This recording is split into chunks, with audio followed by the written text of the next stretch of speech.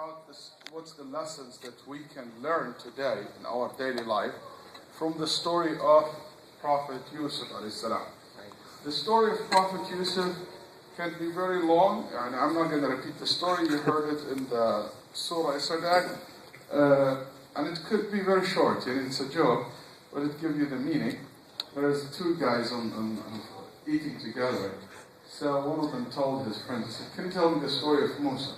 So this guy starts about Musa and how his mother put in the caskets, then he was basically taken to the palace of Ad, went to basically Midian and came back, and Allah talked to him, then all the story until Musa. By the time he finished, the food was finished too. So the guy ate all the food. So next time they gathered, so he wanted to get even with the guy. He told him, "Now it's your turn. Tell me the story of Yusuf." قال هذا ولاد ضاعوا هل حصلوا. That's a kid who got lost. Then his family found him in the end. He made it very short. Anyway, so the story of Yusuf can be very short, can be very long. It depends on how you say. So I'm going to keep the floor open. I'm going to mention some points in the story. So just to refresh your memory. Let's go. We can have 2 days of actually talking about the lessons that we can learn today from the story of Yusuf alayhi salam.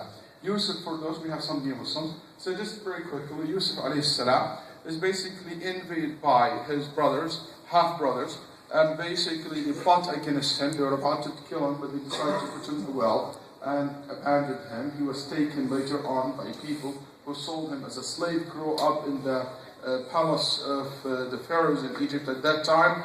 And when he became basically a youth, he was so handsome to the extent the Prophet ﷺ said, إِنَّهُ أُعْطِيَ شَطْرَ الْحُسْنِ, that Yusuf is been given half of the beauty that exists in humanity. So half beauty exists in humanity was given in one person, which is Yusuf alayhi salam. Plus he was a very generous man, Kareem, very generous person, even with his poverty, subhanAllah. Yusuf alayhi salam, he used to save his food when he was in jail and to give it to the people who were sick. He used to look after the sick people in jail. He was a very generous person, caring person. This character made him very attractive by people and also by the woman who owns that house, the wife of the prince of Egypt at that time. And she tries to seduce him, run away from her, basically ask Allah protection. She said that he is ista'san, he is holding into his Lord, into his religion, into his principle. And she asked the woman to come when she heard that they're making fun of her, how she can try to seduce her servant, his slave. She said, "My slave, I'll show you my slave." So she brought them and she put them together with the knife and basically fruit. She said, "Go in front of them." When he walked in front of them while they are cutting, they start cutting their hands without not realizing, because these ferrets drop their mouth. you know what I'm talking about. Okay, so basically, exactly. So basically, wow, this is like something. So basically, they cut their hand. They said, "See, even you couldn't realize, and while you're cutting your hand." Anyway, he asked Allah to protect him, even if he goes to jail. He was in jail for a while until he was taken out from jail, and basically in jail he gave da'wah to people, basically preach his religion in jail. He released after he interpreted a dream to the king, and after that he asked the king to appoint him as in charge of the treasury. He basically brought his family from the desert to Egypt and paid them back, and he put his parents on the chair of the kingdom, his place basically. Him and his brother prostrate themselves before them, and that's a form of greeting. It's not haram. In our religion, it's haram to make sujood to anyone. But previous nations used to do that. It was not in the previous religions a form of act of worship. It's in our religion, it's a very clear form of act of worship, only be done to Allah. But previously it wasn't like that. So anyway, so that's basically very short the story of Yusuf alayhi salam. What we learn from this story today. Okay, story is stories, but what today? Yes, just whatever Allah gives you, whether good or bad, just be patient and endure. Excellent. One of the great lessons of stories of Yusuf alayhi salam, be patient with the trial and calamity that you go through. Things will turn around in your favor. Allah subhanahu wa ta'ala planned the best for you. But when He planned things, He planned it according to His timeline, not according to yours. Okay, so many times we think about our timeline. No, He does it according to His timeline. He knows when it falls all together, make perfect sense, and perfect will be perfect. So be patient, things turning around. That's why al-aqibah, Allah yaqul lil-muhsineen. Al-aqibah, the good end, always to the muhsineen, to the good righteous. Yes, Lord.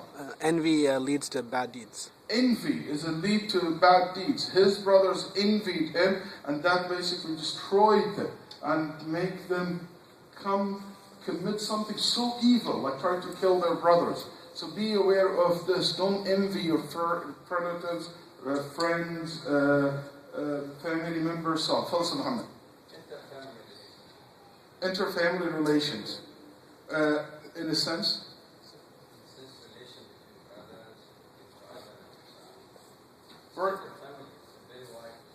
Very good. Basically, interrelationship between family. This story shows you the nature of the relationship between him and his brothers before and after. He was forgiving to them before the community, the envy part, with his father, talking to his father about his dream, his father looking after him. That discussion, that closeness in the relationship, it's a great lesson for us today to learn from it. Young man over there. Be generous. Very good. Excellent. He is Al-Kareem Ibn Al-Kareem. Yes, Safal. Discrimination between the father and the kids. He favored Yusuf than his kids. Did he? That's why he created jealousy. Okay. That's a very good point. Sometimes, without intentionally, you might pay so much attention to one of your kids, and that can create jealousy to others. To others. They felt that way. Sorry. Lived as a Muslim minority in a Muslim society, yet he accepted to hold a public office and be in charge of the economy and improve the society in general. Very good. Excellent. Today, look at Yusuf alayhi salam. He lived as a minority in a non-Muslim society. He held the position of the treasury. He contributed to the society. He led the society. He led the society according to the nur, the guidance that Allah gave to him. And everybody benefit from it. The Muslim and the Muslim as well. Very well said. Yes. Next. One thing we could add what he just said. He asked for that position. It was not offered to him. That's very good. You can ask for a position if you can fulfill that right. Basically, he was told, what do you want? He said, I would like to do a public service. I would like to take this role, take charge of the money. Okay? And I would like to. So, you don't need to be giving all the time. You should come forward. The only thing in Islam, which Islam talk about it, is the issue of seeking the leadership. And just to let you know, is it un-Islamic? What you see in the Muslim country and non-Muslim country, where presidents come and debate and seek. In Egypt, for example, there's several candidates today. And I was hearing that day somebody was saying it is un-Islamic to run for presidency. That's not true. When the Nabi Sallallahu Alaihi Wasallam said, "Man talaba al-imarata fala tuwalluha," whoever asked the leadership to be the president, don't give it to him. That's talking about someone, he is looking for the position for itself. Somebody you know that is not doing this sincerely for Allah subhanahu wa ta'ala. Somebody who want to take advantage of it. But if the system in the society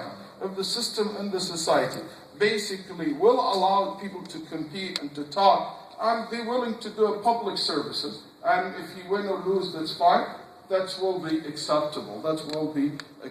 Allah Ta'ala a'lam. We will continue tomorrow. But I promise him I'll take his hand. Forgiveness. Excellent. Forgiveness. Anybody put you in jail before? I know. Okay. Anybody have caused almost death to you? Question. How many people Yusuf forgive? A lot. His brothers. Anybody else? Aziz, the wife. Aziz, the wife. Okay? So, very good. Very good. So he's a forgiving person. He forgave a lot of people. So tomorrow I'll have a lot of lessons. try to read it maybe more, and tomorrow shall we see what more lessons we can learn from this.